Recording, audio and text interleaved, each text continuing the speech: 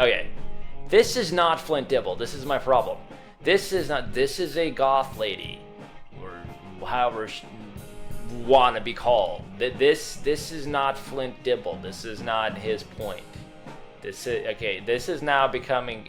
This is getting into the guilt by association, logical fallacy territory, dude. Again, he's probably gonna elucidate on why that's not the case, but so far, even if you do, it's starting to kind of make me go, yeah, nah. Okay, what's up everybody? The audio is not going to be that great, but I am trying real hard with all of my technical issues. Here we go. Last night I made this hour-and-a-half long video reacting to Metatron's analysis of Flint Dibble's character. I'm still not done with that, there's still more video to go through, but that's an hour and a half. And because it's an hour and a half, I'm going to give this brief description of what's going on so you can get the key points, and then if you want to listen to this, I would very much appreciate it. What I normally do when I'm consuming long-form content is I'm either cooking or going to the gym. So there's some ideas. Now, the reason I decided to do this whole ordeal, which it's not an ordeal, it's pretty fun, but it's twofold. First, it allows me to maintain momentum, engaging with these ideas, and keeping the steady output here on YouTube. It's quicker to make reaction videos like this one in this conversational style rather than doing like a detailed video essay. And I want to do both, but videos like this one right here, they're going to be precursors to more detailed and involved ones to come. Second, I think that there's merit in showing your work, that is like my thought processes, as they unfold in real time. This helps me identify strong and weak points in my reactions, and it allows the audience, you guys, to give input on things that I might have missed, so that when I do make further videos, I can incorporate those insights. Now, let's talk about this particular video here. Now, I'm a long-time subscriber to Metatron. I find him to be generally thorough and balanced in his analyses, and I even recently became a channel member. And on this recent video regarding the appearance of Saki Kawase on Joe Rogan, when Metatron was talking about that, I sent him a super chat. And in the super chat, I asked, hey Metatron, could you pull up this Flint Dibble video that's in his live section where he provides the photos that Kawase had failed to bring on Rogan's podcast? Now, Metatron immediately responded to that super chat and said, interesting, I'll have to check that out later because we're doing this now, or something to that effect. But you know, in that video, Dibble laid out all this interlocking evidence and did bring those photos. And I feel like, you know, if he had watched that video, some of this character analysis might have been better tempered. The character analysis that Metatron just did. So Metatron appears to have begun to form this opinion that Dibble has this sort of liberal bias that's common in academia. And that along with that liberal bias, it causes Dibble to politicize science and kind of be wrong and misleading on that account. And while I agree that Dibble does indeed seem to have that liberal bent, and it does sometimes compromise him, for instance, like when there's kind of this implication that Hancock is propagating, you know, white supremacy or ideas associated with that, he doesn't really make this, that is, Dibble doesn't really make this a pattern, which would have been apparent if, you know, he had watched that video where he talks about the photos. Now again, there's a lot more video to go through, so maybe eventually he does. But so far, it seems that Metatron takes his frustration, his understandable frustration with academics and their tendency to politicize history, and is thus engaging in the association fallacy. And for most people, you might have heard this as guilt by association. And since, you know, Metatron in this video talks about the pitfalls of logical fallacies and how Flint is making them, I kind of find it important to point out that I feel like he's kind of making a bit of a fallacy here. See, at one point he plays this video of a very radical lady making outrageous statements. Now, this does not at all compare to Flint's argument, which stems from evidence he's seen and presented regarding the attempt by Europeans to take credit for the accomplishments of indigenous peoples. Case in point, in a pre-bunk video of Hancock's latest series, Flint and another professor, John Hoops, show a clip of a newspaper discussing how the British explorer Percy Fawcett would pose as a white god. Here's a picture of it on screen right here. And this right here is documented evidence. And while it doesn't directly prove the point that Hancock's proposed white Quetzalcoatl was a result of ideas introduced by Spanish colonizers, it does make it more plausible, and it's definitely not in any kind of wild-eyed, liberal, woke stuff. It's just very down-to-earth criticism that I think that Dibble did take a little too far, because then he paints Hancock and the rest of alternative history as like being almost necessarily associated with this, just because they might have some poor understanding and get some of their information from sources that have this line of thinking. Dibble did address that he doesn't think that Hancock is racist, but, from watching those videos, it does seem that he should have been a little bit more forthcoming with that explanation. So you tell me what you think about that. So, that's pretty much a review of the key points and takeaways I got thus far, and I'm providing them here again so that if that's just all you wanted to see, cool. What I'm going to do next is play a couple of quick clips that kind of exemplify some key points, some key takeaways that I have from this video, and then the whole video will play. So thanks so much, and let's do this. This is very true. This is why I like Metatron. He's fairly balanced. He follows to the best of his ability where the evidence takes him. Sometimes I think he gets a little bit too much into his own idea of being balanced, though, and that makes him go off balance. But that's a super, just out of my ass statement. So I'm going to need to substantiate that again in a further video. But so far, I think the direction he's going is that Flint Dibble has a liberal bias, and he probably does. But does that liberal bias necessarily negate what he's saying about the fact that people use sensational claims and fake news to bolster their own opinions, echo chambers, that kind of thing? Like, Flint Dibble is concerned about the muddying of history because of the use of sources that came from ideas of racial supremacy, wherein people like the Victorian era explorer Henry Fawcett literally in newspaper articles said they would pose as white gods. Okay, so the fact that he's playing this video of his videos of examples of lefties leftying is well and fine, but there is that context there which shouldn't be getting annoyed, because there's a lot of information and it's easy to miss stuff. But I just I wanted to add that to this first little rough draft foray into this particular aspect of the whole archaeodrama that's been unfolding over the past couple of years. Let's listen for. This is where this gets kind of, in my opinion, this is just my opinion, into like Redditor, Fedora, atheist, milady territory. Because yes, that's a good, like, dramatic example. Copernicus, heliocentrism versus people thinking that the sun revolved around the earth. Okay, that's not where we're at today.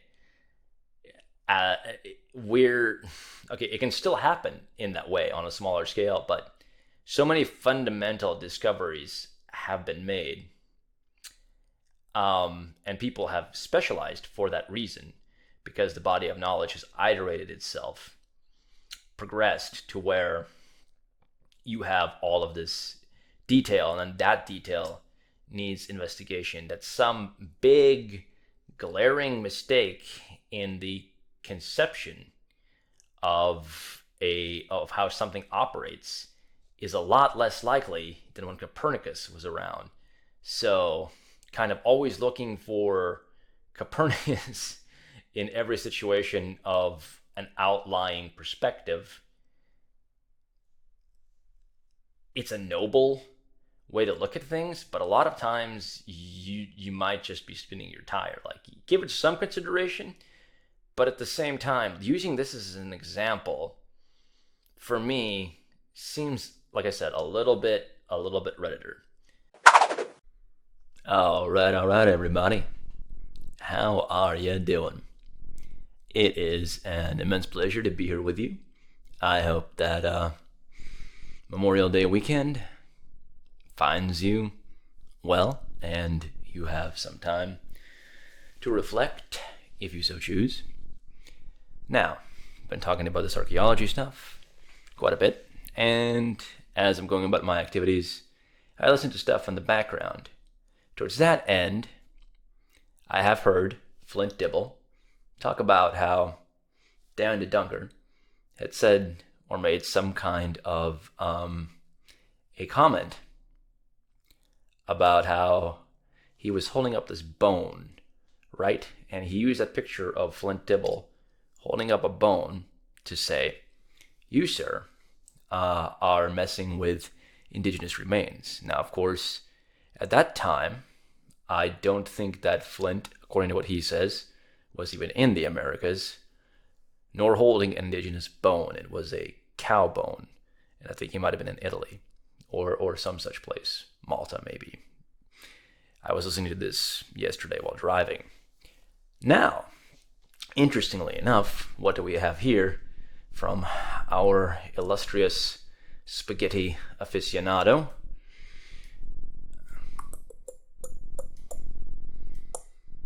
Myself a wee bit smaller.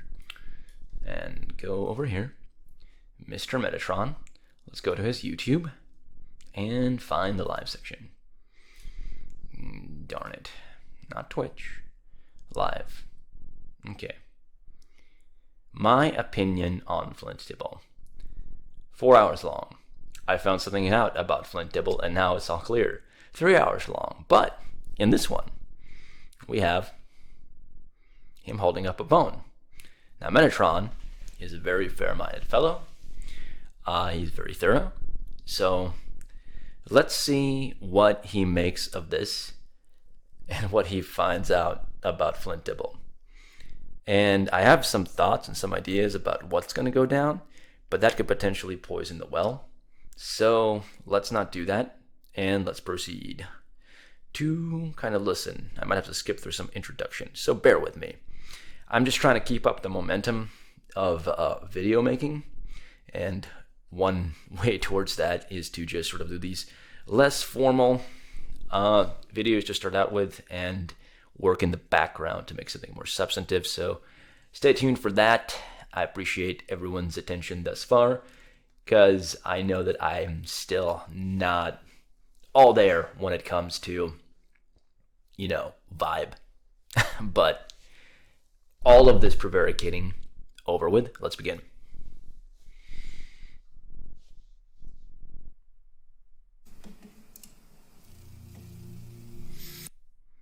Thing that I think is right. So okay. I will go back a little bit. More tabs that you cannot see because they go beyond my act. Let me just prepare something so I can show you what we are dealing with today. It's going to be a very busy day because I've got a lot of stuff prepared for you. All right, so first thing I want to say is this. So as you know, we've been speaking a little bit about Flint Dibble in the sense that yesterday I made a live stream where I was kind of reviewing the whole situation, his channel, because I do want to kind of make my own mind, if you know what I mean. Hello, hello, welcome everyone. Thank you so much, Floristan. So as I was giving a little bit of context here, and then we say hello to everyone. As you know, I've been trying to watch videos from Flint Dibble because I want to make my... Okay, I don't want to just kind of have this be several minutes of him talking. I'm not exactly sure how copyright would work.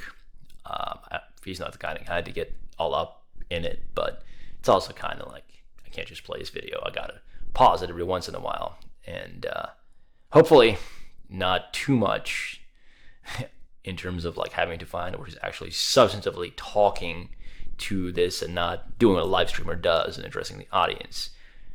But so far, he's been researching Flint Dibble, and he's done that video, which I did watch, where he was talking about kind of the generality of how Flint handles stuff. And yeah, it seems that he has a balanced opinion so far, but didn't quite complete it as of the last stream that I watched with him. Let's proceed.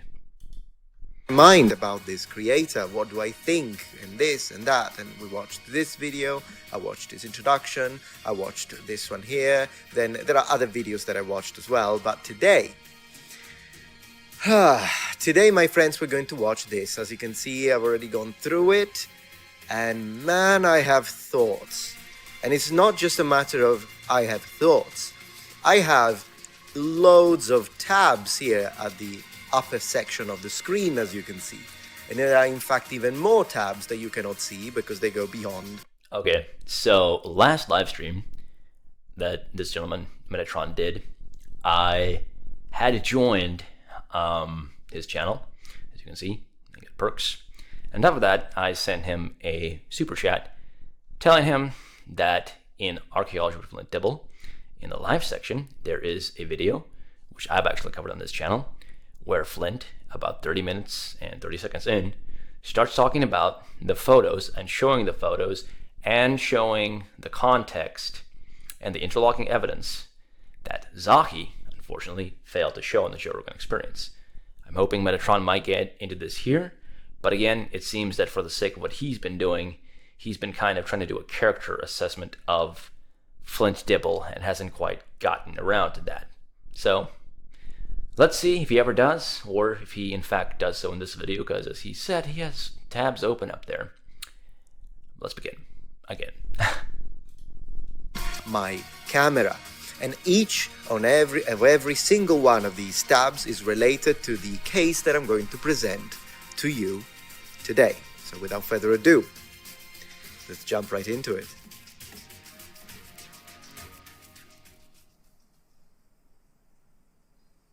Okay, so we can start by removing the first tab that we are not using now. Boom, great. Let me have a look at who is here. All right, so A Small Planet, hey Metatron, yeah, hello, Freedom Fallout, fun. And when I notice something, I investigate it and go deeper and deeper and deeper. And yeah, I found some stuff. I noticed some patterns, and mostly some logical fallacies in the way Mr. Dibble presents his arguments. Now, do I hate Mr. Dibble? No. Do I hate his rhetoric up to this point? Yes. Do I sometimes agree with him? Absolutely. In fact, today, I will be fair. I will show you each and every single time. I think he's using very well-known logical fallacies to present his arguments in a way that is dishonest. I will show that and call it out every single time, but at the same time, I will do something that my detractors never do with me. I will acknowledge when he's correct. I will stand by him when he says something that I think is right. So I will basically take his statements, even if I know that the broader rhetoric is something that I strongly disagree with. Still, if he makes a point, and I think is a good point, I'll say it, okay?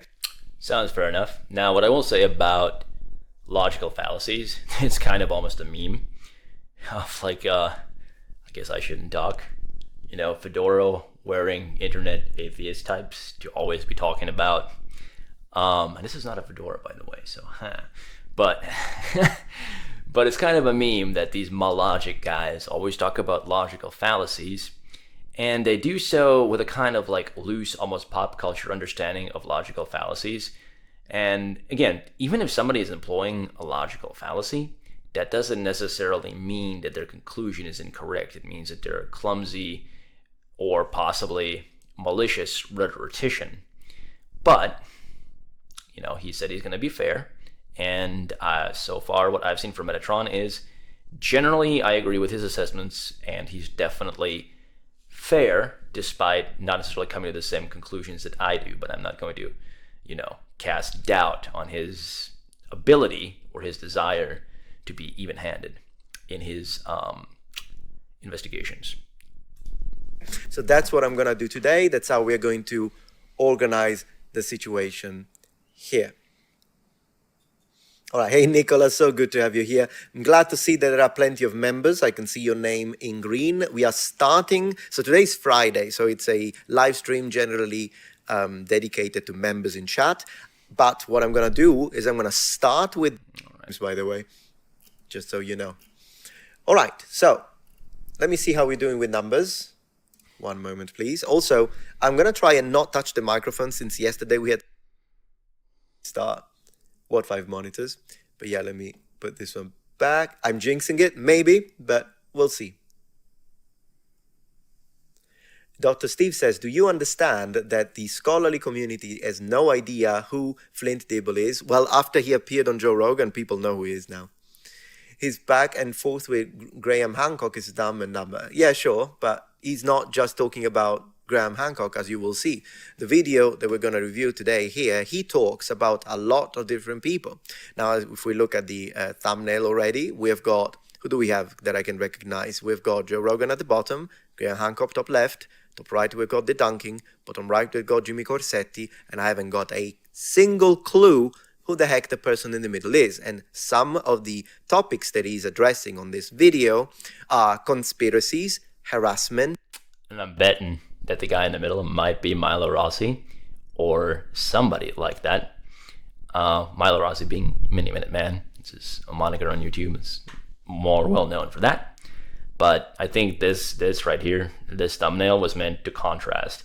So this is the guy doing real archaeology. He's on the ground digging stuff up, cataloging it very, very painstakingly, making sure that monuments don't get destroyed along the way.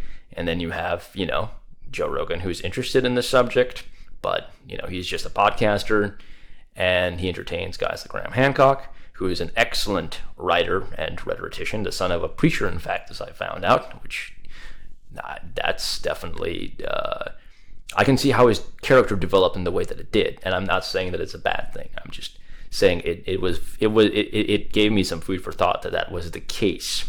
And I heard that on Flint Dibble, actually, having a discussion about Hancock with some other archaeology guy. Down to dunking over here. He basically takes what Rogan says, and he does give a fair shake, or at least what is, in his opinion, a fair shake to the standard archaeology.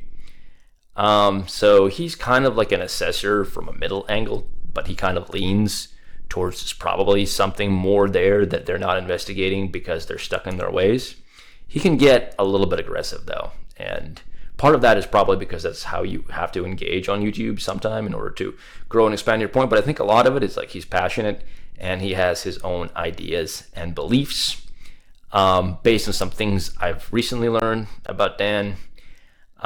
Elite claims. Let's make that clear. Claims. Maybe not as fair of a guy as I first thought. I've been subscribed to him for a while. But yeah. And then Corsetti, of course, is a very well-known alt archaeology guy.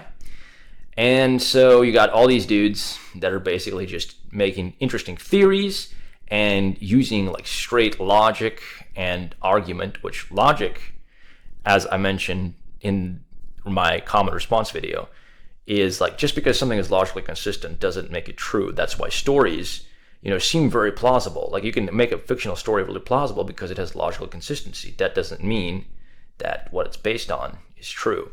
Kind of like this is like a very brief description, but that's what these guys do. They basically create and analyze narratives. They do incorporate evidence, but the contrast that's being presented here, I'm probably beating a dead horse now. You already understood this the first time I said it, but I'm just trying to kind of like sketch it out a bit more. Is real archaeology, then kind of just discussion, theory. Okay, let's continue before everybody just drops off the face of this video. Lies and pseudoscience. Now, out of these four, of course, I'm against lies. I mean, obvious. Do I even have to say that? Obviously, it's wrong to lie, as long as it is a lie, though, because these days, and you'll acknowledge that, a lot of people say, oh, he's a liar, and then you see what they say, and I'm like, no, it's not that he's lying, it's that you disagree with him. So we'll have, of course, to make sure, and we will make sure, that every time he calls something to be a lie, that it is actually a lie, that is provable that that's a lie, and not that it's one of those situations where, oh, if you say something I disagree with from either a political perspective or a cultural perspective or the culture wars or even academia, and then you're just calling it a lie, because at that point that's a manipulation tactic. So that's one thing we'll have. Yeah, very fair. But it's interesting that he says that, because in the prior videos where he was talking about Zaki Hawass, Metatron, he basically implied that he had spotted him in a lie, and I don't think he like necessarily said outright that Hawass was lying, but he said it seemed that he was heavily leaning that way, and he did present kind of like statements that Zaki said, and then years later statements that kind of contradicted that. But again, I wasn't convinced that Zaki was lying, and I'll go into more detail on that. But so he's aware of this, and yet he seems to participate in it.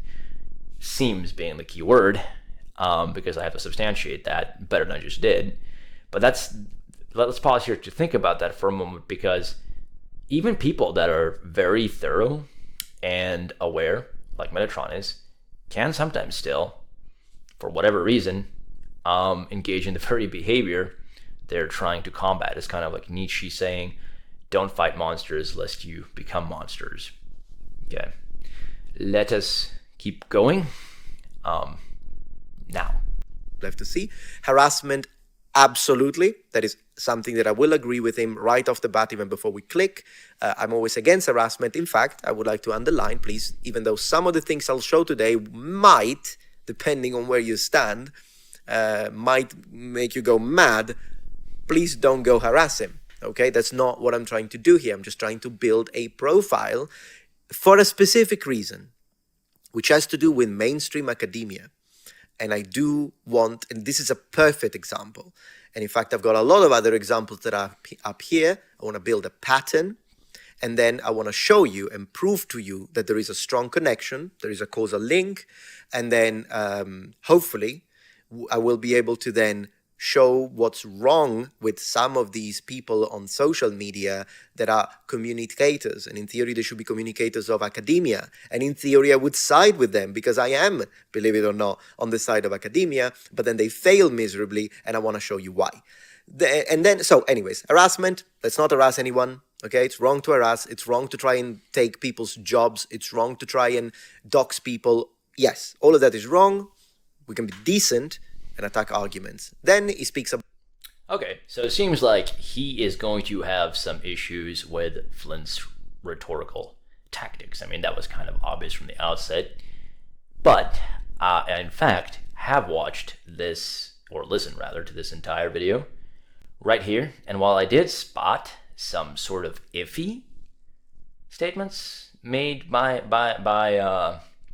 Mr. Flint Dibble here, in terms of like how he wants to pre-bunk stuff rather than debunk stuff, and that's a tactic based on like a sort of marketing idea that he or some kind of communication. I don't know if it was necessarily marketing, but it sounded like marketing adjacent, some sort of communication tactic to where you lead with the positive part of your argument and then you follow it up with like the negative part of either your product or the argument of somebody else, because you don't want to necessarily lead with the argument of somebody and then, you know, talk about why what that person initially said was wrong, because psychologically it seems, based on the studies that he was kind of talking about, that people will remember and hold on to stuff more that they hear first. That's why he wants to lead with what he calls good, sound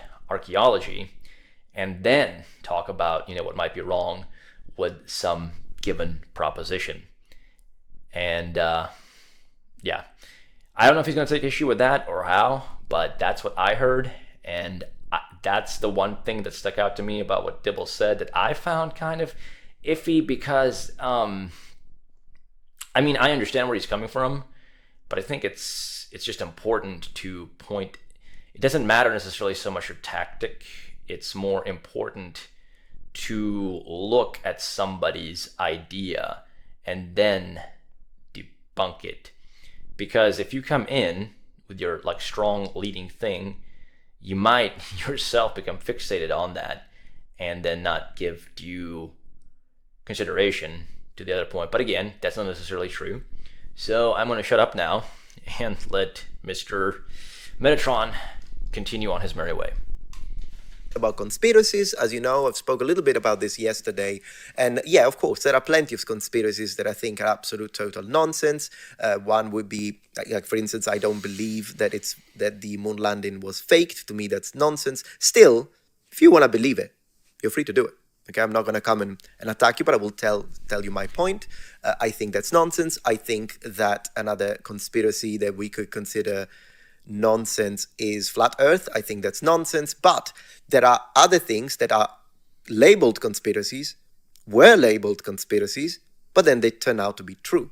So it is also wrong to be too categorical, and anything that goes even ever so slightly on the sideline or contrasting where the current understanding is, whether it be mainstream, whether it be academia, whatever it is, if you ridicule everything and call everything a conspiracy, then the problem is that you will be also, 100%, you will be calling something that instead was true a conspiracy, and you'll miss out on the truth. So yep, see, so what he's getting at there is pattern thinking, and I think that's a good point, because when you start seeing people like make outright claims, and then you kind of notice that people think that there's like cabals and things at work, which do happen, but then you take the fact that people make these ridiculous claims that conspiracy theories are, and again, there are conspiracies, but conspiracy theory in the way that it's being used here is kind of like these very like flimsy,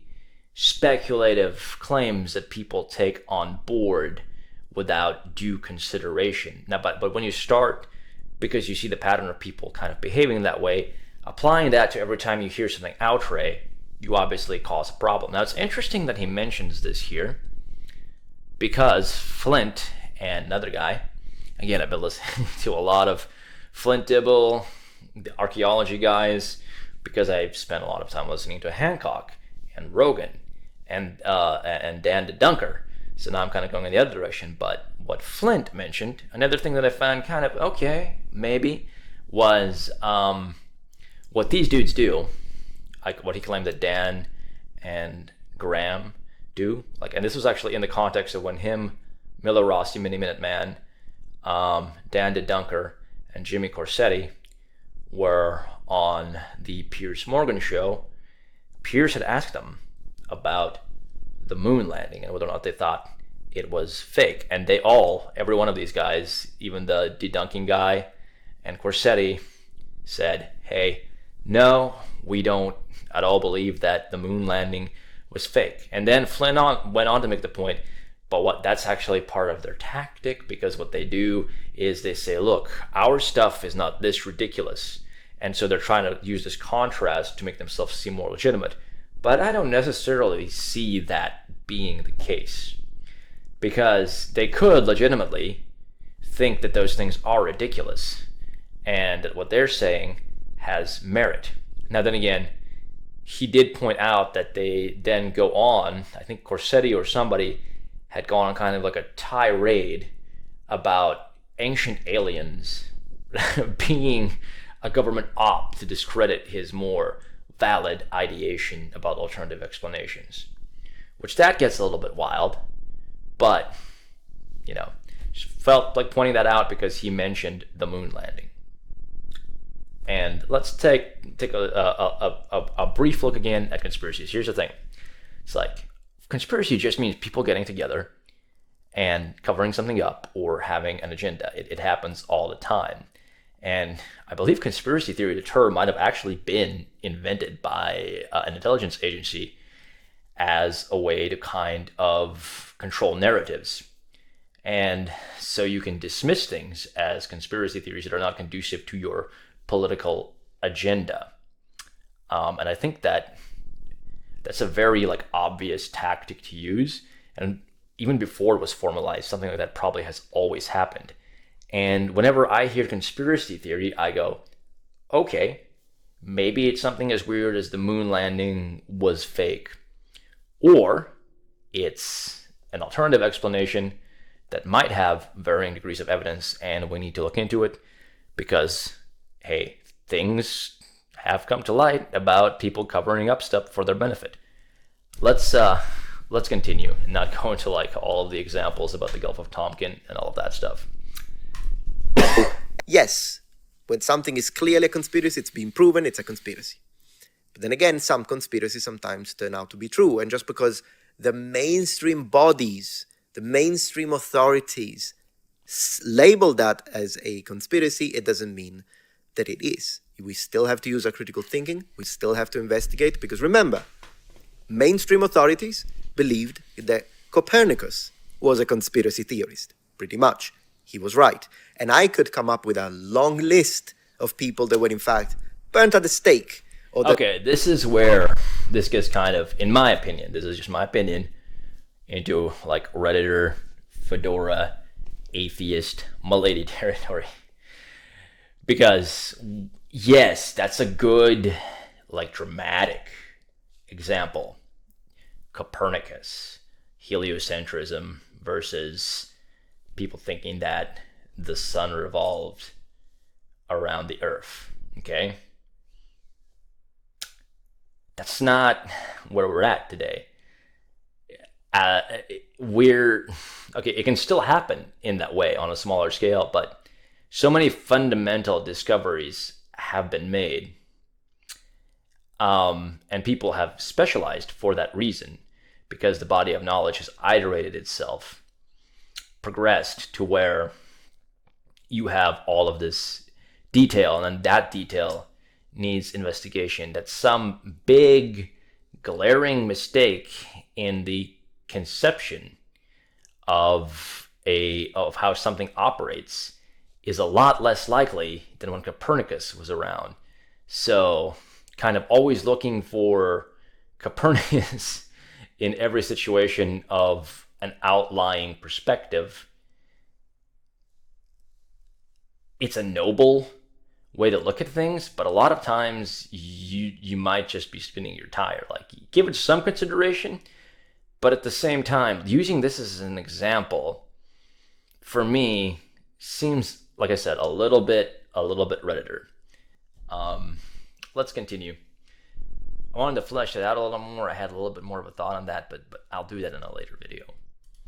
That were persecuted or that were forced to off themselves. They were right, but the mainstream consensus, often for political reasons, often for population control, often for mass hysteria, mass ideology, label them as conspiracies. So let's be careful with the way we wield this term right here. Galileo being another one. All right, with that introduction that I hope that we can all agree on, and of course, if there are things you disagree with, absolutely feel free to tell me what you think. If you're someone who loves Flint Dibble, you're still welcome here. That's absolutely fine. But I'm going to start. Okay, so that's kind of given me a clue. Like, I'm not in love with Flint Dibble, but I find him as likable as anybody else in this space. Find him just as likable as Dan Dunker. Find him just as likable as Rogan. I mean, I definitely have qualms with some things he says. Definitely. Definitely. But,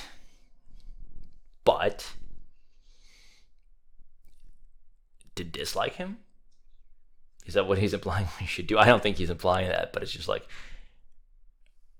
why would a person that likes Flint Dibble possibly want to click off this video? I don't know. Whatever. Let's go. Let's see. Thank you so much for being here, Noble Ones. It's fantastic to have you here. Double checking numbers again. Oh, numbers are looking good. All right, I think we can begin with our main discussion. All right, so let's begin, guys. Absolutely love it. Love it. Okay, good stuff. Good stuff, guys. All right, so as you know, we watched a few videos, but today I'm jumping into this one. So we're going to do that right now. Progressively, we will be closing these tabs. So the video in question is a 56 minutes and 47 seconds video called The Archaeology Wars. Call to action. This is a call to action. A little bit of marketing terminology here, but to support public education and science communication. In theory, I wouldn't have a problem with the idea of supporting public education and science communication, but as you will see, this is not a good representation of the sort of call to action that I believe this gentleman is today pushing with this video. Now, one thing I want to tell you before I click play is that I will be skipping sections. I've already watched this, but I will be skipping sections because I don't want to be copy claimed. So there are some sections from Joe Rogan Experience. Every time I have shown sections of the Joe Rogan Experience for an extended period of time during my live stream, the live stream gets blocked, and then you get a message which says the live stream is now blocked because of a copyright claim. Usually, yeah. See, this is something that bothers me about Rogan. You're too big to be behaving this way, and maybe that's why he's behaving this way. He doesn't want people just like farming his stuff and just like using it as their own to make money. But there's got to be a better way to refine people talking about very pertinent issues with very big guests.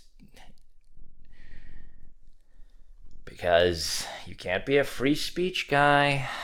I mean, you can. I'm not saying he's not genuine there, but you can't be the kind of guy with the philosophies that Rogan has and have a team or yourself or whatever the case may be doing stuff like taking people's videos off of monetization or stopping a live stream because they use too much of your content. Dude, you're too big in the public domain for that. You have enough money? No. I don't see any argument against it, and that's beyond, like, hammering out the finer details is beyond the scope of this, and I'm a huge, like, decades-long Rogan fan, and remain so to this day, but that does bother me. Anyhow. If I stop watching that and move to something else, within 60 to 120 seconds, so a couple of minutes, the stream is back on. But I would like to avoid that. Oh no, it's not really a problem with Joe Rogan, because every time I've asked separately on my videos, can you please, this is, what is it called? Not free speech, what is it called? Anyways, the exception that allows me, the copyright exception that allows you to speak, can't think of the word right now. His team is pretty quick. Usually within 1 day, they will remove the copy claim. So it's a bot. Okay, that explains it. See, I'm listening to this as I go along. Retract what I just said. Somewhat. But again, like, I guess it does make sense because they're trying to keep people from just taking the Joe Rogan clip, putting it up as their own, and making money off of it. I can kind of see why now. Anyhow, boom. He has always been pretty good at removing it quickly. Fair use, thank you. And so I don't have a problem with Joe Rogan. I don't want this to be like a situation where Metatron is saying that Joe Rogan is trying to censor him. Nope, never happened. In fact, there are other channels that take the entire 30 days and then they double down, and then I need to threaten them with court before they remove the copy claim. Generally speaking, Joe Rogan's team... Well, yeah, I bet you it's because Joe Rogan has a much more massive, well-funded team. And he's a lot more chill, probably. Yeah, he can afford to be, on top of that being his natural personality, which is why, as I stated, decades-long fan. let's continue. Is as quick as one day and they remove it. But during live stream, the bot still finds it. So there will be, there is only one little bit that I have to show, and hopefully that will not block. But there will be other section that I will skip. But every time I will tell you what was said in that section, and you will be able to double check that on your own, if you wish, in the original episode, because of course, I mean, this is on Flint Dibble's channel, clearly. So with that being said, let's begin to see what the problem is with this video. Also, I need to move to the left because he will be on the right, I believe. Should I mirror my camera? Because it looks kind of weird that I'm looking off screen now. I don't know. Let me see if I should do that. Maybe I could do that. Video capture. Yeah, I think I should mirror it. Let me just do that very quickly. Transform. And then flip horizontal. Boom. Hey, Willie, look at that. Never mirror camera. Why, Aris? It's looking like now it looks like I'm looking at the screen. What's wrong with that? I think this is better. I'm going to go with this. All right, then. Let's go. Is the audio okay? Yeah.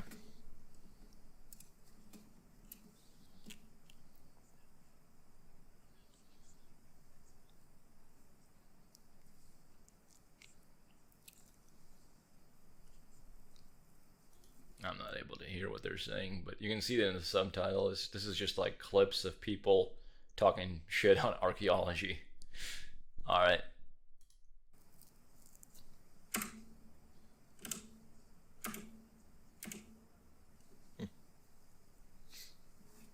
Sorry, I noticed you don't have audio.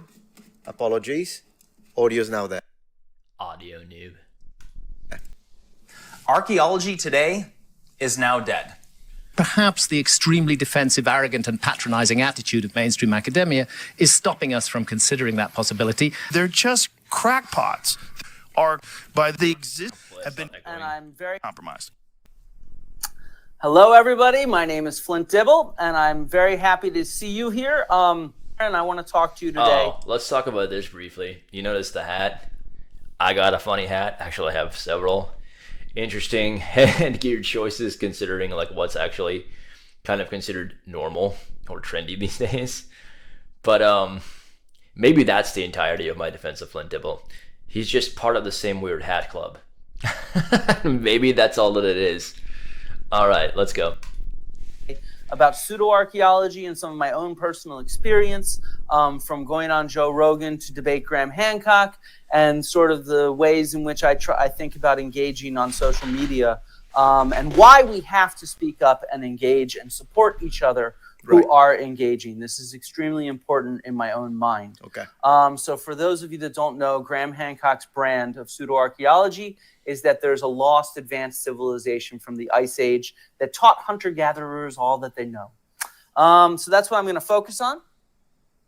Yes, that's the first thing I would like to say. As far as I understand, Graham Hancock, even though I personally disagree, I don't believe in the Ice Age civilization. With that being said, I don't think he has ever claimed to be an archaeologist. If you know otherwise, let me know. Look, I want to be clear. I used to laugh at this shit too. I believe that the Nile... Okay, I'm going to skip this section from the Joe Rogan Experience, but let me tell you, this gentleman here is talking about how there were some devices underneath the pyramids, and then the pyramids were used to build electricity because this electricity was used to power electrical devices used by ancient Egyptians, aliens. That's the summary of this section, okay? Of course, I don't believe in this either. So there is that. All right. Evidence of a device. How dare you not believe in that, dude? That was actually, like, again, I don't see any evidence for that, but that's one of the things that's always intrigued me and what got me interested in the alt archaeo stuff, because back in the day, I read this book, and I'm going to be referencing Michael Crichton lots and lots in all of my videos, if you haven't seen that done already.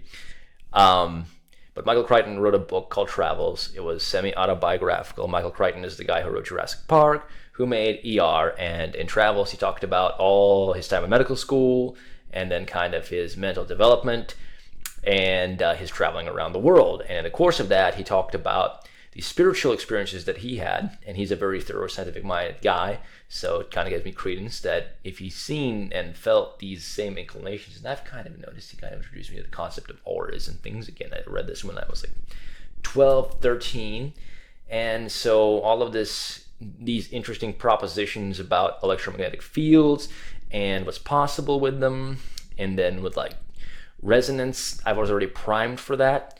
So I've always found that incredibly intriguing, and that's why I actually think, you know, maybe something like that did happen at some point for some civilization, and I want to find it out. But towards the end of finding that out, we can't just see something kind of like that and then dismiss a vast body of evidence that it happened in another way, because then we'll never find the actual like cool stuff. Sorry about my stomach grumbling. Yeah, let's go. Look, I know it's really silly that people believe this from our own lived experience doing actual archaeology, but it's real, and we have to speak up. The reason why is we live in an environment, a social political environment, where fake news, misinformation, and disinformation are having real impacts on things like the public discourse around climate change. Okay, so at this point, I want to begin my first counter-argument to the positioning held by Mr. Dibble.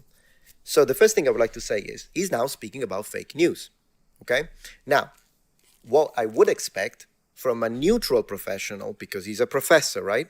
What I would expect from a neutral professional is that after saying this, since now he went from the purely academical sphere into the socio-political sphere, that he will now call out misinformation and fake news on both sides of the political spectrum, because that's what a professional does. Given you could tell me, as some people say, oh, but Metatron, you don't do that. You because some people call me a right-wing grifter. Occasionally people call me woke, whatever. I do have proof, by the way, and it's right here, that even though I am absolutely calling him to do that, you should call out nonsense on both sides. Here is the proof, before we even continue with this, here is the proof that I absolutely do. Okay, I'm going to remove my camera for a moment. The videos on the left are videos that triggered left-wing people, and videos on the right are videos that I made that triggered right-wing people. Because the reality is that I do not care if any form of misinformation, and I'm going to tell you about all of these, but what did you say in this? I'll tell you as we go forward.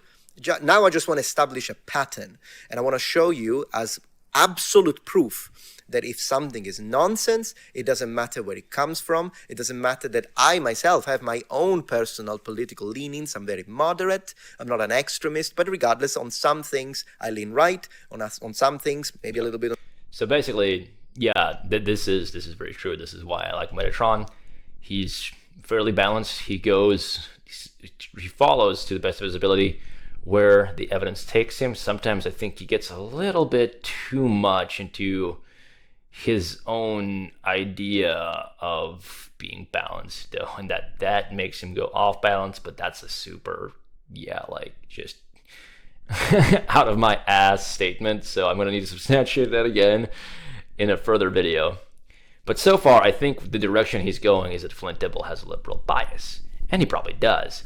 But does that liberal bias necessarily negate what he's saying about the fact that people use sensational claims and fake news to bolster their own opinions, echo chambers, that kind of thing? Like, there's going to be instances, obviously, again, I said I do have issues with some of what Dibble does, like when, despite of like having reasons for talking about, white supremacy, the fixation on it and then its attachment to Hancock it's just wrong. But by and large, he basically seems to, from what I've seen of Flint Dibble, talk primarily about actual archaeological findings and what's countered by what's wrong, and the ethos, the thrust of the motivation behind the people that want to find some outright claim to be true. He does the compare and contrast pretty well, despite his kind of tendency towards a liberal bias, a tendency common to academia. And we're not going to get into the whole what's liberal, what's not discussion. It's way beyond the scope of this. Let's go. On the economic spectrum, I lean left. It doesn't matter because I take it and I put it aside. I look at the information. If it's nonsense, it's nonsense, and I'll call it out. Why? Because I promised you that I would do that. And we will come back to this. We will come back to this. Let me bring back the camera is back. But just so to show you, but you're asking him to do this. Do you do it yourself? Here is the proof. No, but once. Here is the proof.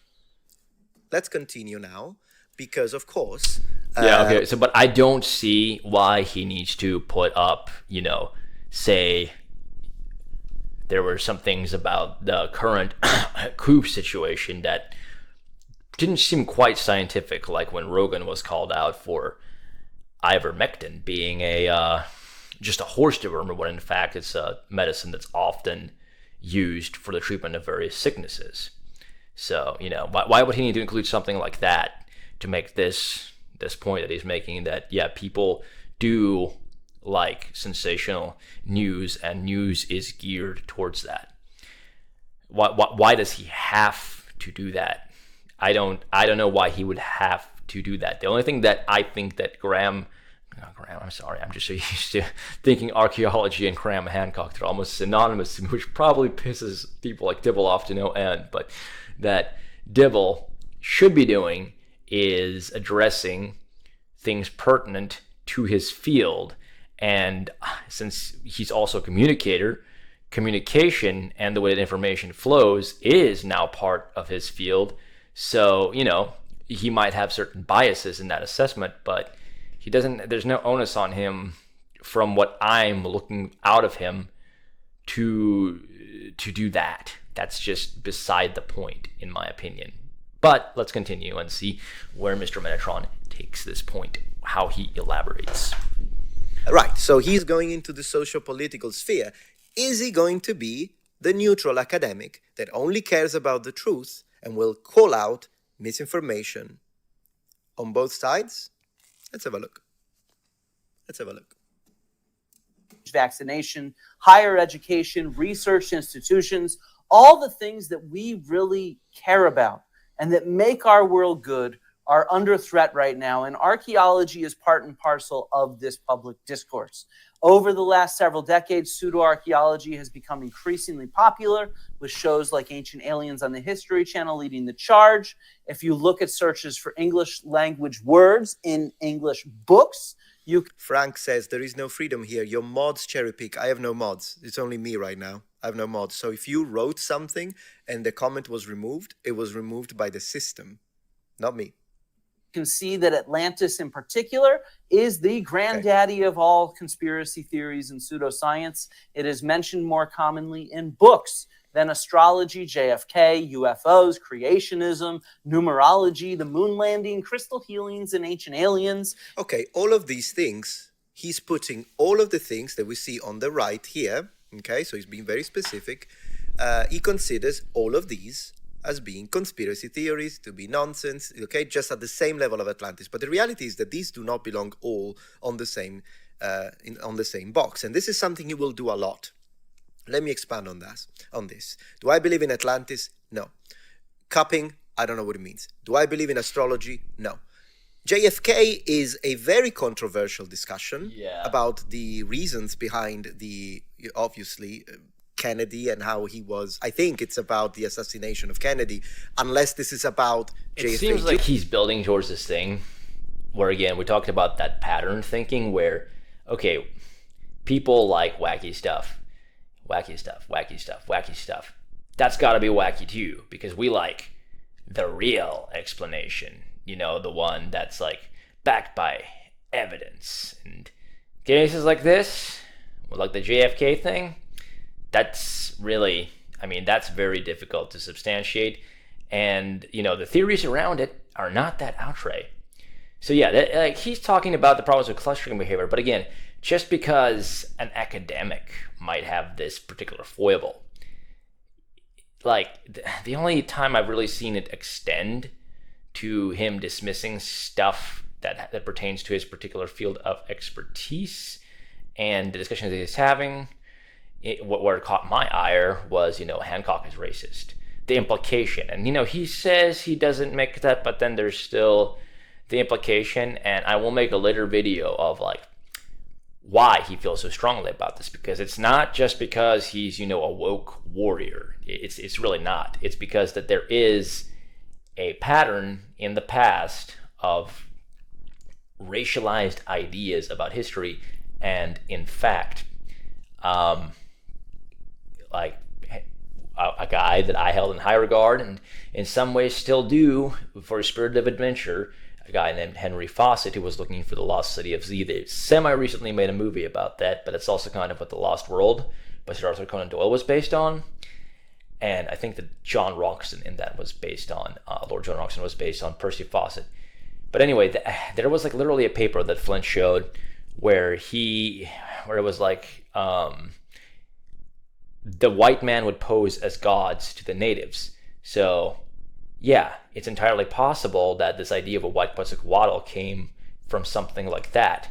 And that's why he kind of seems to fixate. He seems to fixate on the white supremacy thing. And again, because he has that legitimate concern, he then takes that and spins it out into this kind of like veiled attack at Hancock and the whole entirety of the alternative archaeology thing. And even if he doesn't mean to do that, he should be more careful. But that's the only like egregious example that I've seen of him having a bias lead him to have to see something wrong. And I might need to review some debunking videos, maybe because it's been a hot minute, because I was like so convinced by debunking stuff and kind of became a sort of background of what I thought about this stuff. And then when that Zahi video came up and when Hancock came out and said that thing about the Khufu inscription, that set me down a rabbit hole, and now I'm just re-examining this whole thing. But anyway, I want to stop babbling and start this again.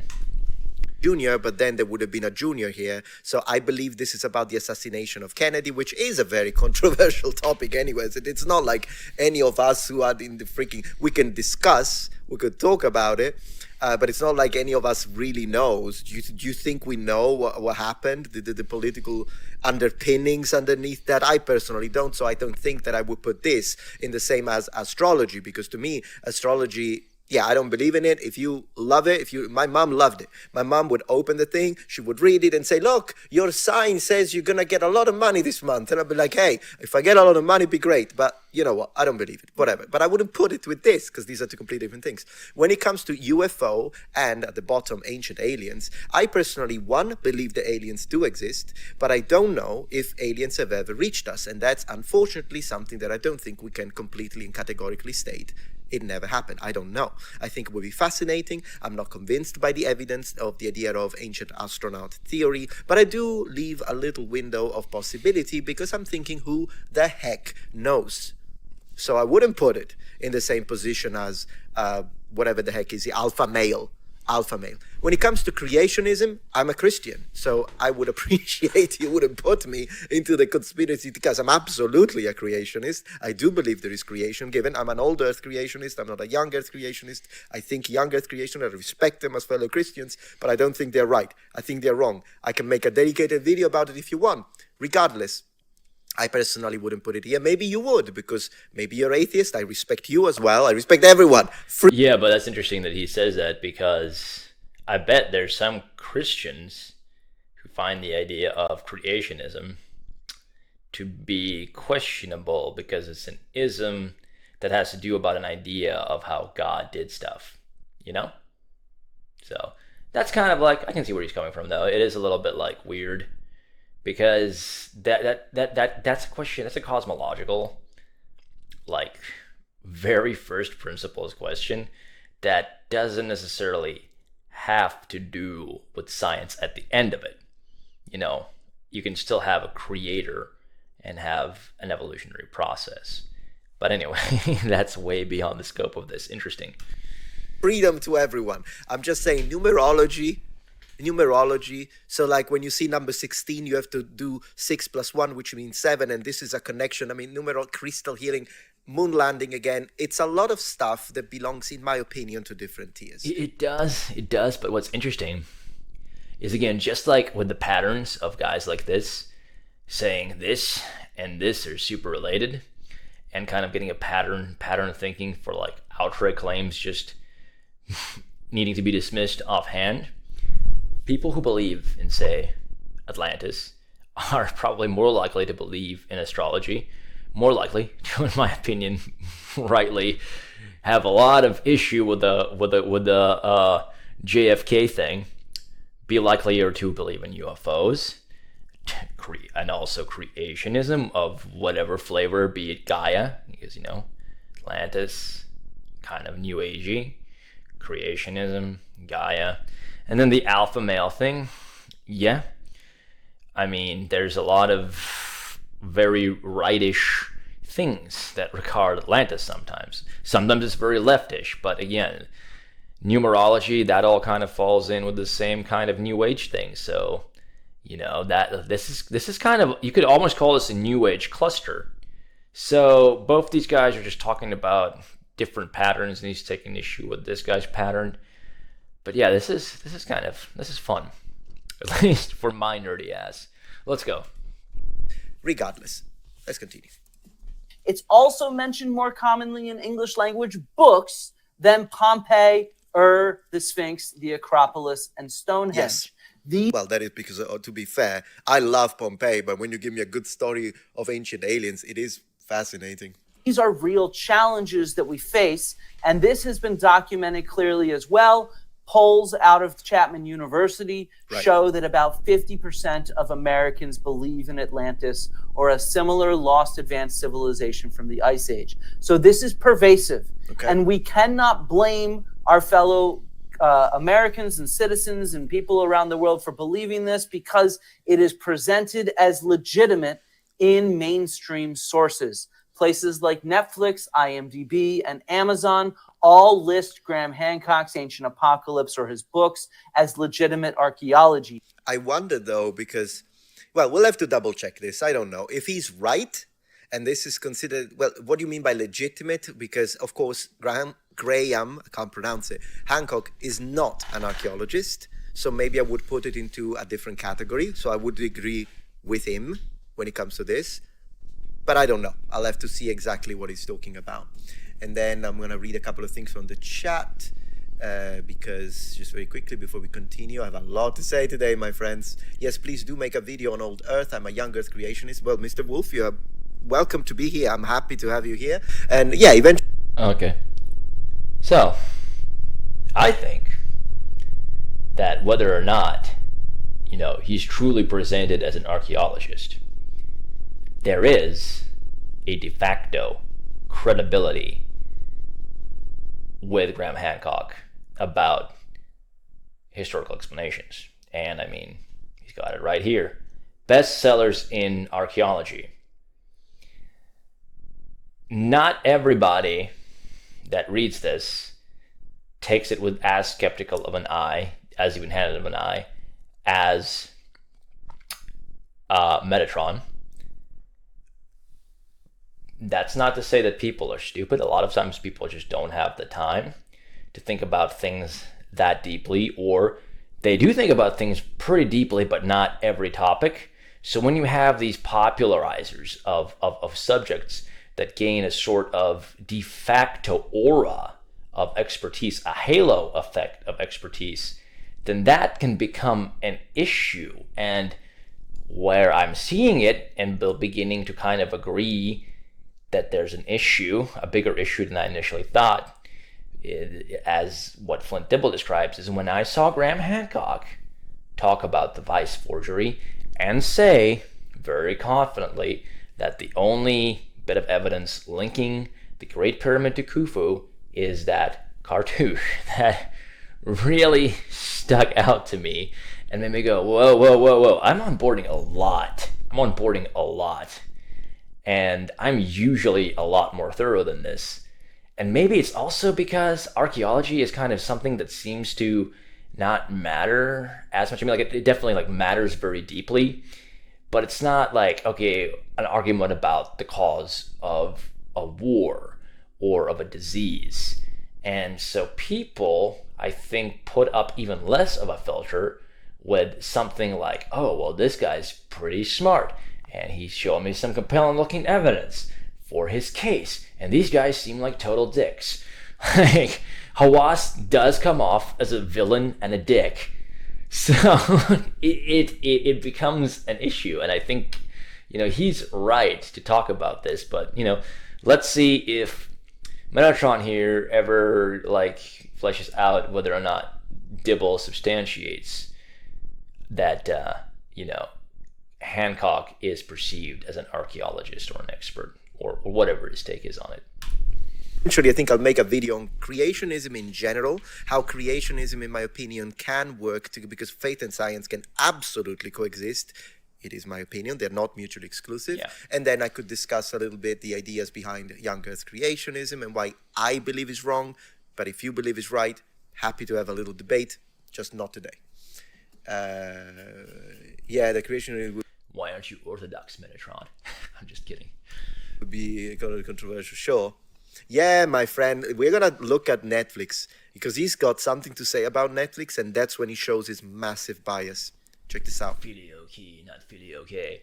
I'm going to stop. As do newspapers like the Daily Mail here in the UK and the New York Post in the US. Daily Mail is full of nonsense, so I agree that I guess he doesn't like it. I'm not a fan of Daily Mail either. So we cannot blame ordinary people who have not taken any university level classes on archaeology for believing this stuff. Right. And so we have to speak up. And there's also this clear relationship between Graham Hancock and other pseudoscience influencers and politics. Right. So, for example, Graham Hancock is one of the top guests on right-wing political podcasts and YouTube shows. We can see him here. He's in the list with all these other right-wing individuals. So there's a clear overlap and relationship between politics and pseudo-archaeology. I would like to make a comment on this because today is going to be a really spicy one, guys, and I'm just going to... This is interesting because I don't necessarily see Dave Smith as being right-wing. He's definitely libertarian, I think. No offense, libertarians, I'm sorry. You can call me a stupid statist, fucking twinkle toes back. Come at me. I'm chill with it. I just find libertarianism silly, but I don't really think of Dave Smith as like terribly conservative. I actually like a lot of what Dave Smith says. Again, I don't agree with libertarianism. Why is Destiny mentioned here? Isn't he like a debate bro, like a very blue-haired debate bro? Ben Shapiro, okay, boilerplate, conservative. Elon Musk,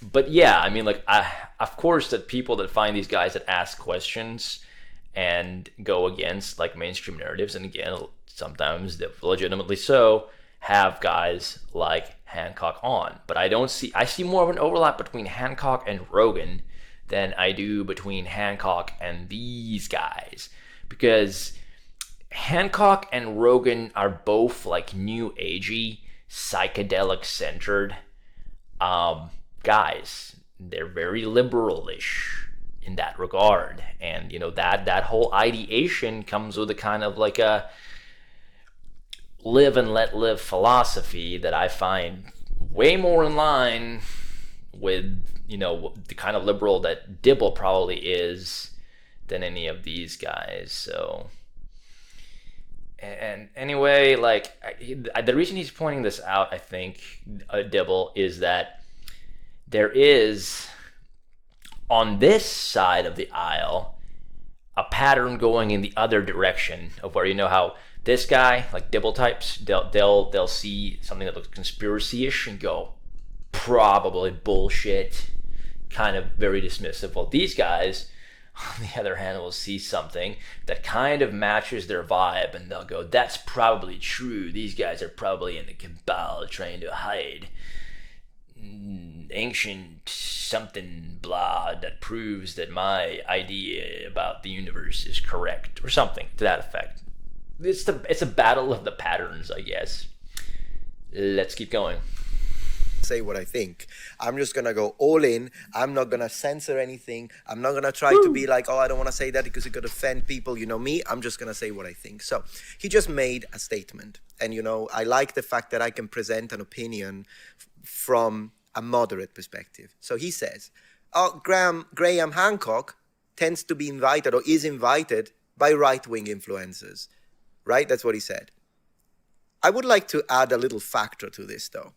Because, you know me, I wouldn't mind having Graham Hancock here as a guest, just like I wouldn't mind having him here as a guest. I don't care if you're left, right, center, apolitical. You want to talk, you can come here. So at the end of the day, I guess, would he think that now because Graham Hancock is on my channel, then automatically that makes me the furthest right on the planet? I don't know. I don't want to put words in his mouth. But I do want to ask this question, Mr. Dibble.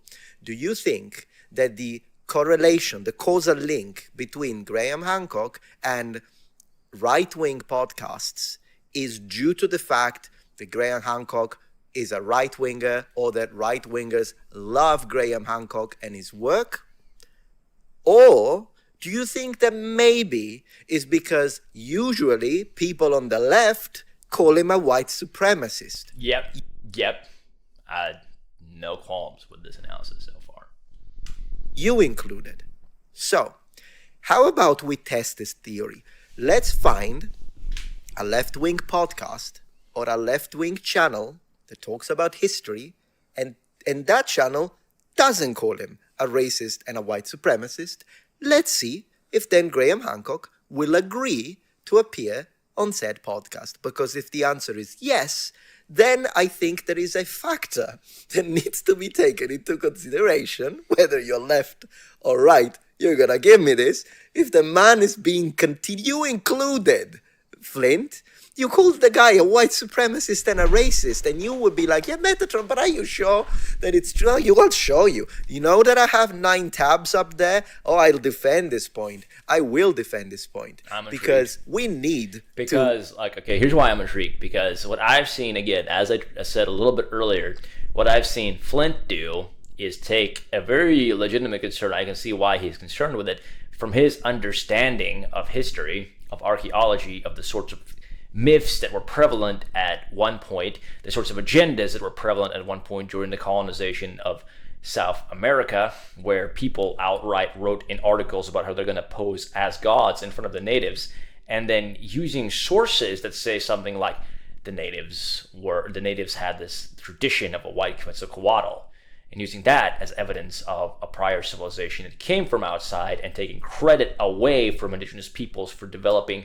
the kind of stuff that pretty conclusively most likely belongs to them. So he takes that, the ire that comes from that, and he extrapolates that onto Hancock, but I don't think he ever directly does it. Now, if he finds, Flint directly doing that, which I may have actually caught a couple of times, then I'm going to say, Flint, you need to do a better friggin' job of elucidating and highlighting the fact that you do not find Graham Hancock to be a racist, white supremacist, racist, or white supremacist adjacent, but you have those concerns because of XYZ reasons. But he did kind of already do that on Rogan, so I don't know. Again, I'm gonna shut my caffeinated ass up and listen to Mr. Metatron. Consider all the factors that lead to a result. To be thorough about this, we need to see all the factors. Why is this thing happening the way it's happening? He's presented one possibility. Oh, it's because right-wingers love the stuff Graham Hancock does. Maybe. But maybe we should also factor in how usually... Oh, goddammit, his mic went on again. Plug it in, baby. Come on, dude. And aren't moderate like me, tend to call the guy. Why would you, like, you're a white supremacist and a racist, you're pushing white supremacy, Oh, he doesn't come to my podcast, he only goes to the podcast on the right wing. Well, maybe ask yourself why, is all I'm gonna say here. You're not a racist, Metatron, but look at your chat right now. Well, you know what? I'll have a look at the chat, but this idea that, as I told you, my audience is mixed. Everyone is welcome here, and as long as you don't push complete, utter hatred, if you don't push hatred, I don't care. I don't care if you say something. I don't know, I'm offended by it. I'm not offended. I don't get offended by anything. Let's see, Joe Rogan is also a liberal, says Duchess. Well, I think by now, I think Joe Rogan used to be a left-winger. Back in the day, though, he used to be like an old school Democrat, the way I understand it. Then he became a JFK Jr. supporter, and then he became like a Trump supporter, right? That's the way I understand it. So I would describe him now as right-wing. I don't know if he's right-leaning and still maintains some ideas from his left-wing past, or if he's gone full right. Like the shift in candidate support, I don't think really changes him to being a right winger. Like, first of all, Donald Trump is like almost a Democrat, to be honest.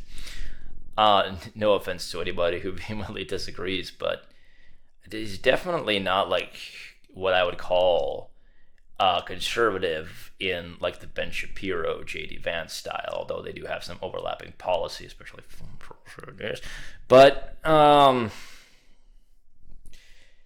yeah, like, because there's different things where Rogan falls in terms of like, okay, he wants freedom of speech, he wants the right to defend yourself, he wants strong healthcare. He probably, as far as I remember, you know, has a very balanced view on the whole abortion thing, where he thinks that, you know, it shouldn't be promoted, but it's understandable why it's done, blah, blah, blah. Again, I don't know if that's a stance, but it's probably something like that. So he has this, like, all over the place kind of general pattern, which leans, if you've been paying attention to Rogan for decades, like I have, and you're American and not Italian, no offense, Metatron, to being a fucking liberal. And that's what my idea of Rogan remains. Sorry, like I don't see him as being right wing because he now supports one righty guy, you know, as no.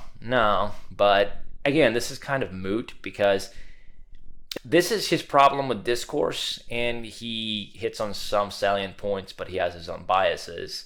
But the discussion of this is almost moot because I really only give a shit, as I keep on repeating, about what he says about archaeology.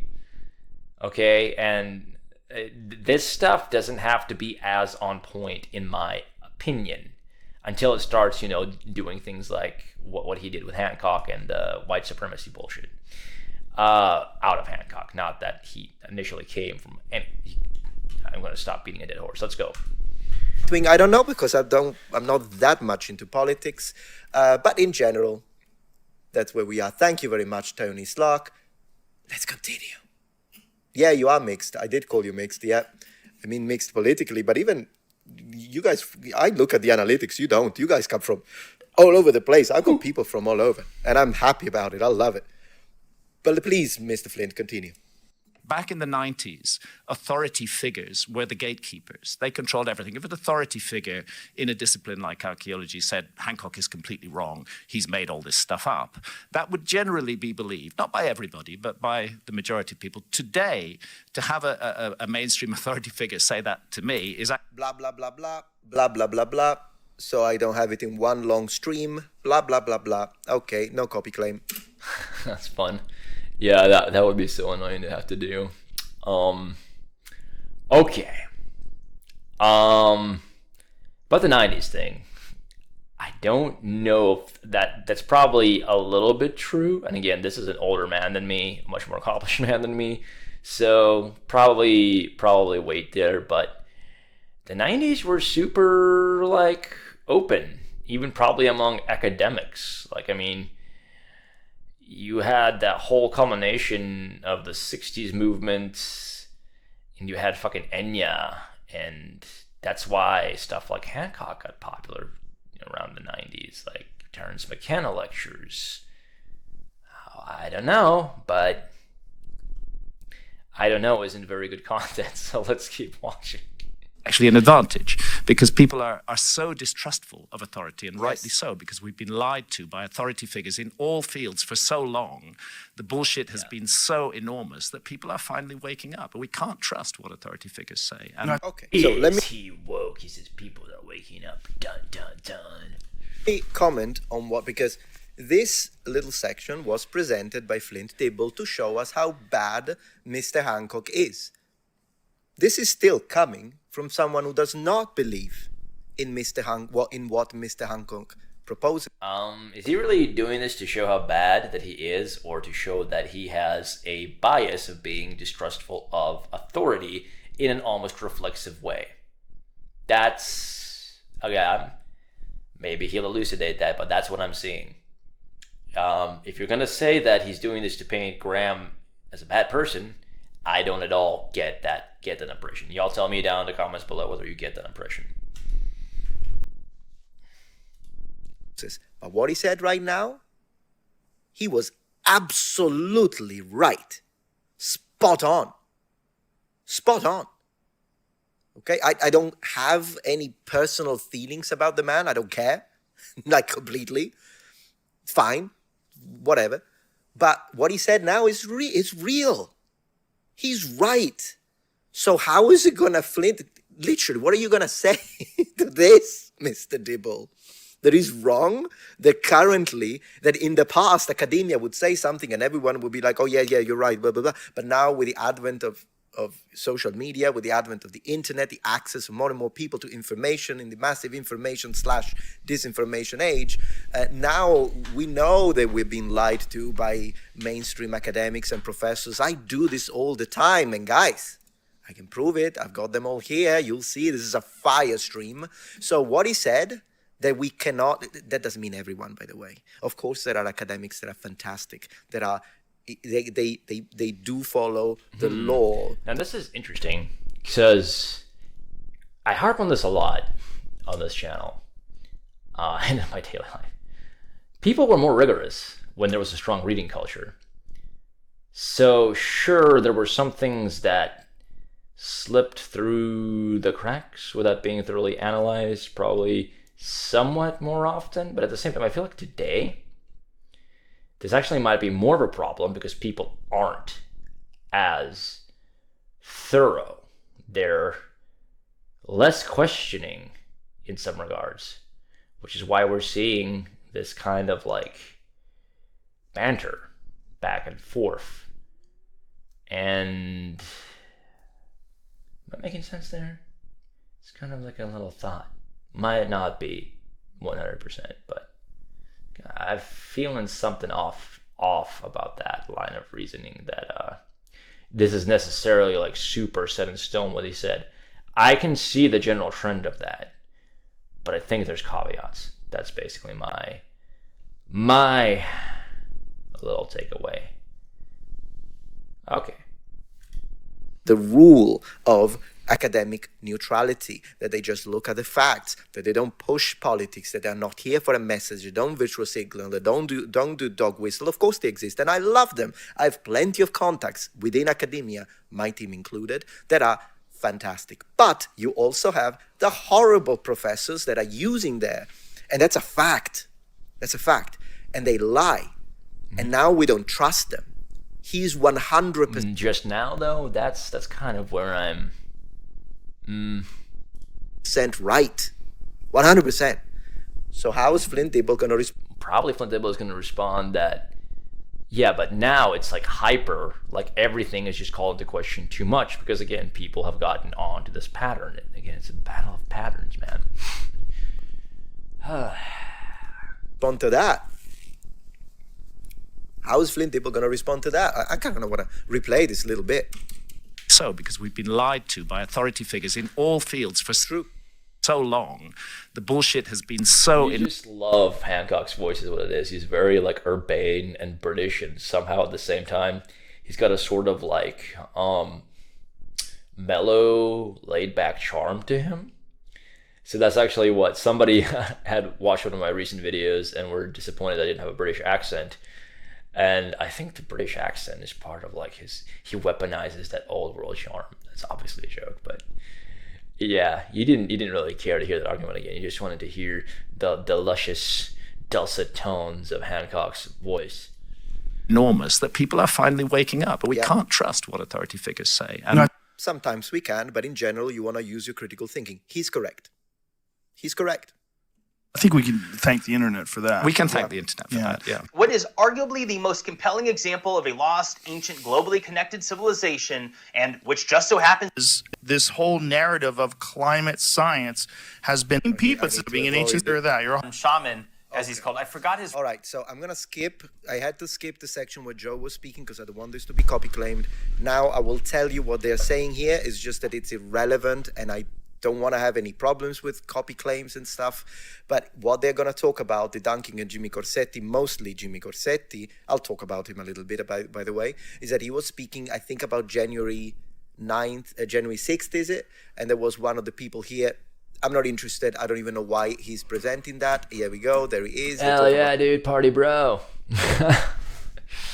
Oh, my goodness. That guy, I don't care because I don't know anything. And here we get into the actual part. I do want to acknowledge Jennifer Silves for the support in the super chat. Thank you, Metatron. No, thank you. Now look at this, and then I'll show you what I'm showing you. Earth.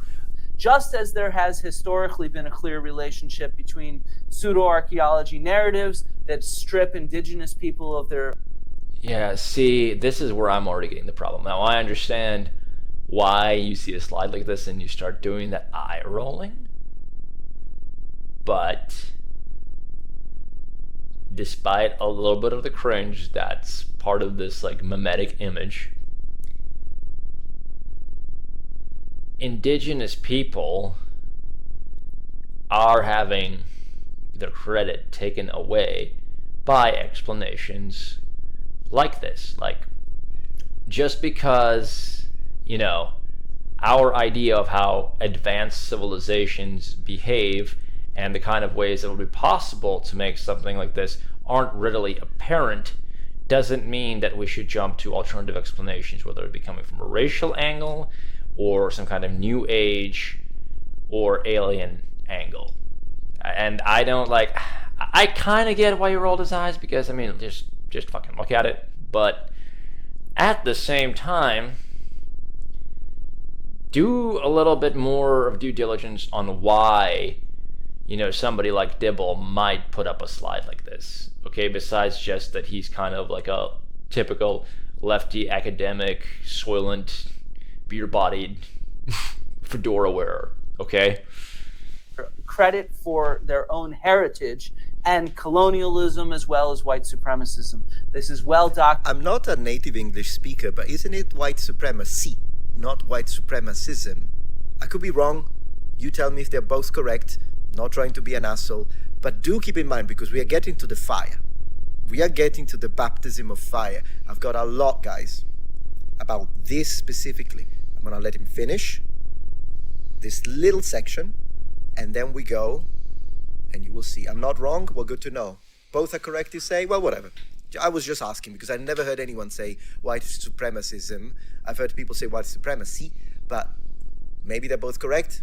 I haven't got a clue. Both correct? Okay, good stuff.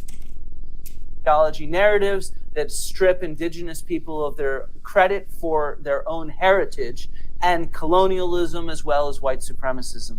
This is well documented in articles published by the SAA and elsewhere, and it's something that should motivate us to speak up. I'm interested by things like this. All right. So, colonialism and white supremacy, right? Are you ready? I'm going to show you exactly what I'm talking about. So, I want to show you now some sections from videos of mine where I've reviewed mainstream professors and academics.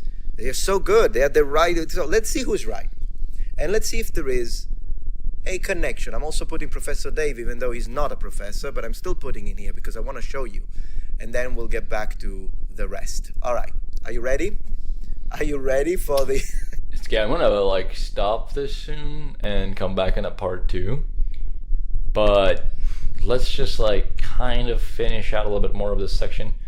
What I will say is I definitely want to highlight the point, and I'll probably make a separate video about it, of where Graham is coming. Again, I'm repeating it. You've heard it in this stream at least, this video at least, multiple times by now, that Graham, oh gosh, I'm so Graham fixated with archaeology, that Flint Dibble is concerned about the muddying of history because of the use of sources that came from ideas of racial supremacy, wherein people like the Victorian era explorer Henry Fawcett literally in newspaper articles said they would pose as white gods. Okay, so the fact that he's playing this video of his videos of examples of lefties leftying is well and fine, but there is that context there which shouldn't be getting annoyed, because there's a lot of information and it's easy to miss stuff.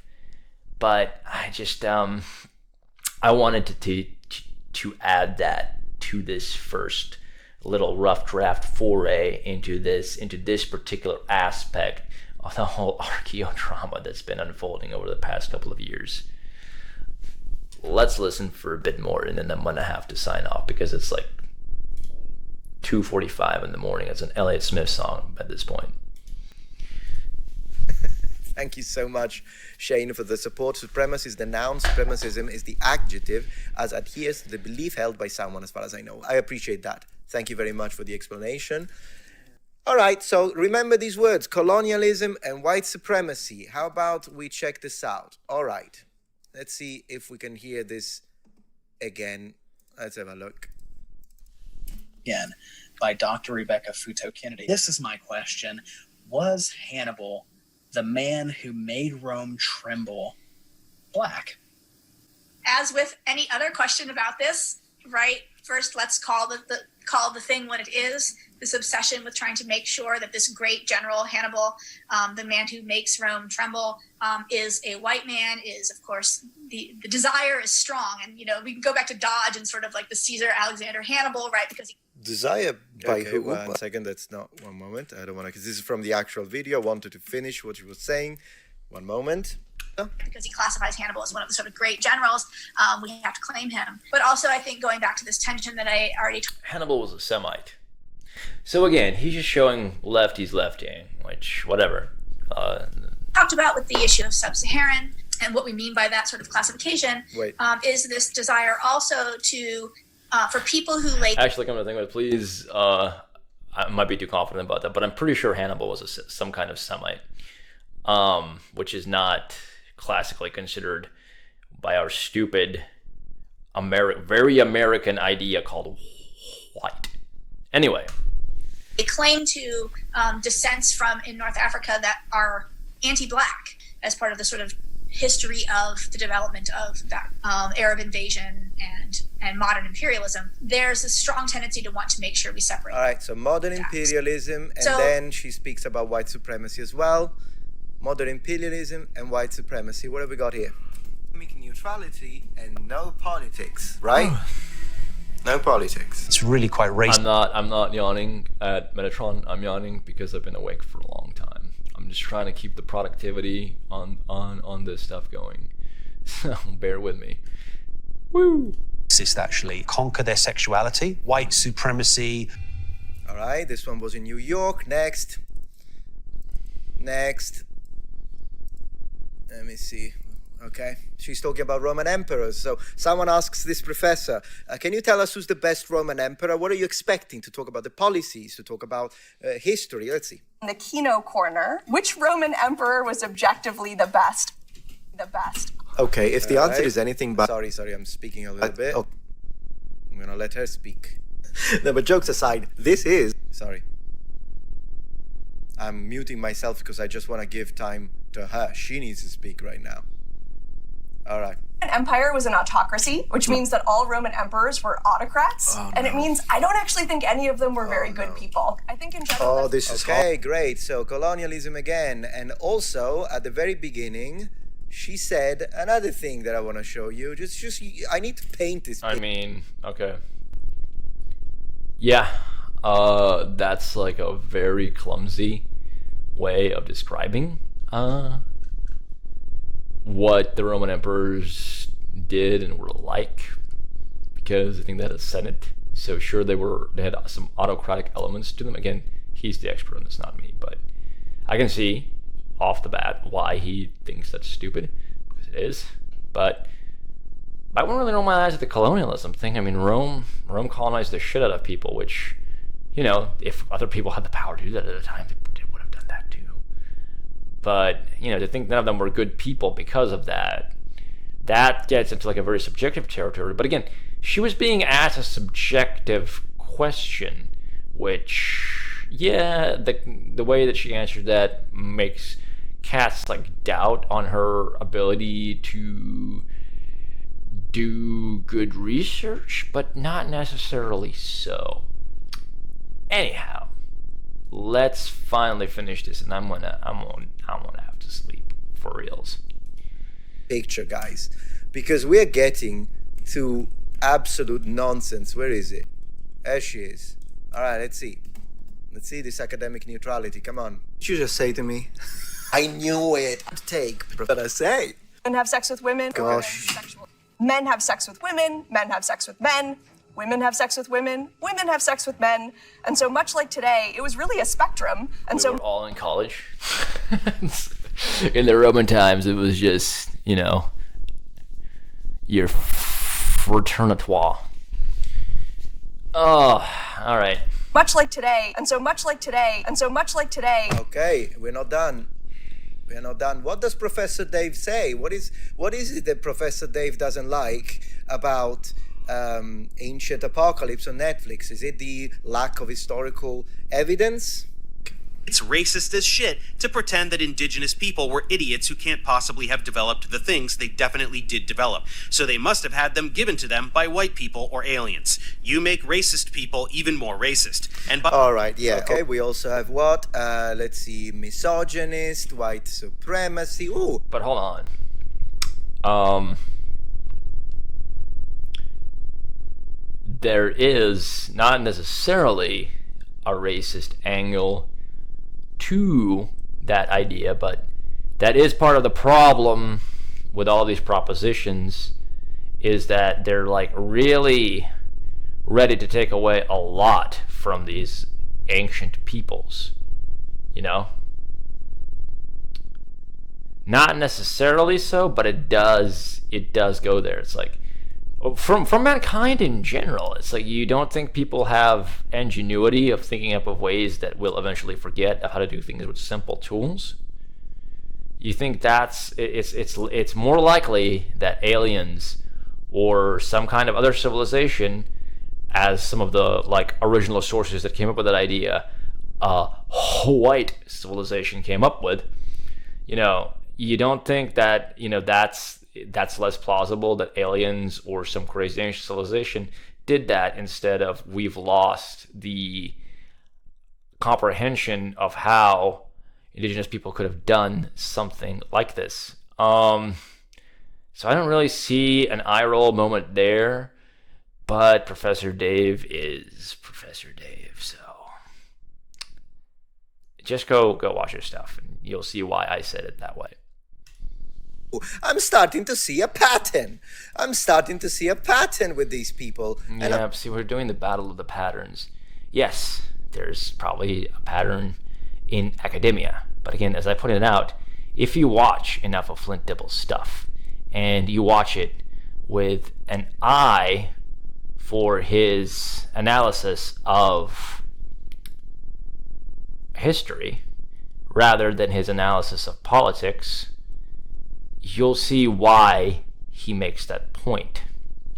And again, Metatron is, like, as you've seen, very thorough and even-handed, but so far that's a major flaw that I'm seeing so far. Maybe it's just my sleepiness, but that's how it seems. Let's keep going. I'm not done. I am not done. Where is the other one? I got it here. 1 second. Another professor pushing politics. There you go. That's the one we just did. Oh, yeah. We got this great gentleman here. Simon Elliott in the UK. Let's go. The first bust you see is a bust of Septimius Severus, alabaster white. Yeah. But actually... Yeah, look. What a black African man. Look at that. Look. This is like... Oh, my God. When he was in real life in the Roman world, it would have been painted as he was, a man from North Africa, a black man. So no one would know that was... Oh, yeah. I mean, if lefty's gonna lefty, that doesn't mean that Flint and people concerned with sources... I'm just beating a dead horse at this point. And then he continues to say that Septimius Severus, whom we know was of Semitic heritage, with some Italian, in fact, of a family that had a name that most likely came from the fact that they had red hair. Septimius Severus was the greatest black African emperor, says this man. Why? Because he cares about the truth. Here's another one. I have a lot of receipts, guys. In normative society, racist and imperialist implications, identity politics, coming to political action, binary gender, capitalist gay, racial hierarchies, queer sexuality, queer relationship, gender and sexuality, climate change. There's a homophobic undertone. Lefty's gonna lefty, dude. Lefty's gonna lefty. I'll let him finish out this train of thought, and then I'll sign off. Not because I'm getting fed up. I promise. I'm sleeping here, dude, and it ain't nobody's fault but my own. Gender than it does around sexuality. Not just homoerotic, but homoerotic, sexualized perversity, vampire identity. Not everything. Okay. It's clear. Like, okay, this is not Flint Dibble. This is my problem. This is a goth lady, or however want to be called. This is not Flint Dibble. This is not his point. This is now becoming... This is getting into the guilt by association logical fallacy territory, dude. Again, he's probably going to elucidate on why that's not the case, but so far, even if you do... It's starting to kind of make me go, yeah. Oh yeah, thing is about sex and sexuality. Okay, so did I paint a picture? No, but once I'm starting to see those are all big shot professors, exception being Professor Dave. Believe it or not, the only one that actually used professor in that is not a professor, but all the others. Okay. Big shot in terms of public outreach, in terms of working for publications like magazines, or big shot in terms of the academic world? Because I bet there are plenty of professors that are pretty down the middle of the road or take an opposite stance. So...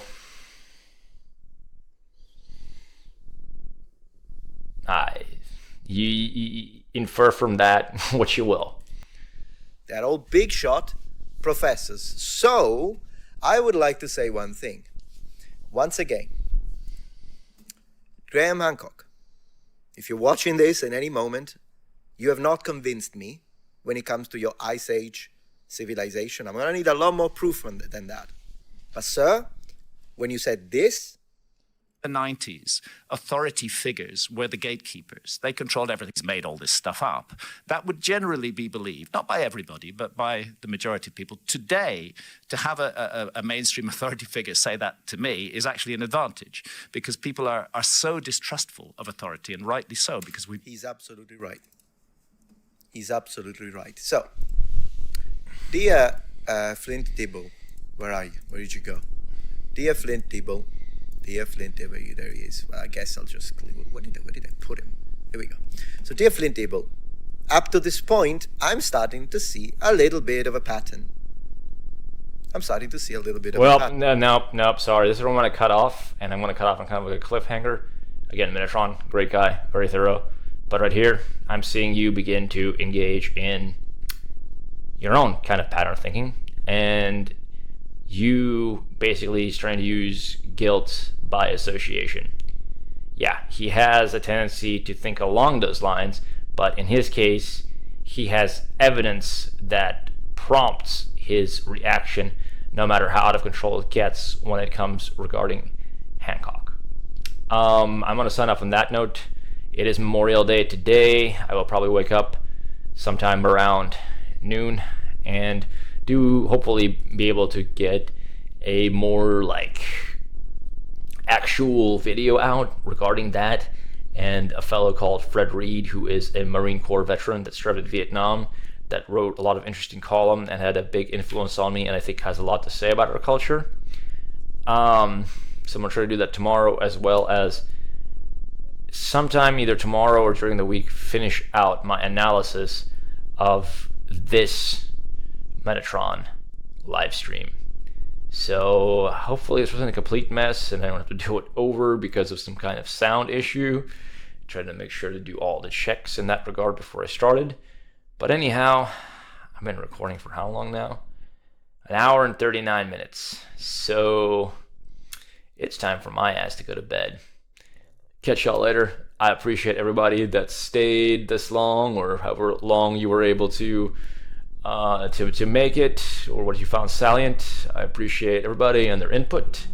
Feel free to comment below. I will do my best to get to comments. It's going to vary. Some days I'm going to be very engaged, others not. Just, well, that's the way life is. Take care.